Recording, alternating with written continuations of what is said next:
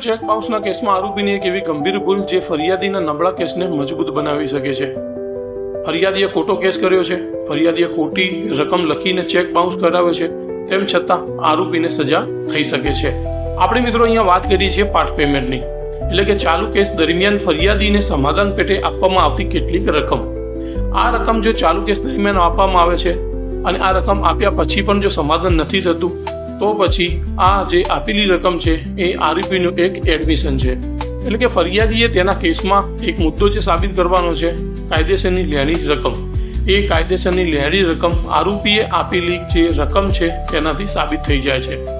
હવે આરોપી અહીંયા એવો બચાવ નહીં લઈ શકે કે ચેકની અંદર જે રકમ લખેલી છે તે ફરિયાદીએ લેવાની નથી, કારણ કે આરોપીએ જે પાર્ટ પેમેન્ટ કર્યું છે, જે ચેક પૈકીની કેટલીક રકમ ફરિયાદીને ચૂકવી છે, તે કોર્ટ એવું માની લે છે કે આ ચેકની જે લેણી રકમ છે તે સમગ્ર આરોપીને આપવાની છે અને ફરિયાદીએ કાયદેસર રીતે આ રકમ લેવાની નીકળે છે. એ ખોટું નથી. પાર્ટ પેમેન્ટ કરવું એ ગુનો નથી, સમાધાન કરવું એ ગુનો નથી, પરંતુ જો સાચી રીત ખબર ના હોય તો આ પાર્ટ પેમેન્ટ તમને સજા કરાવી શકે છે.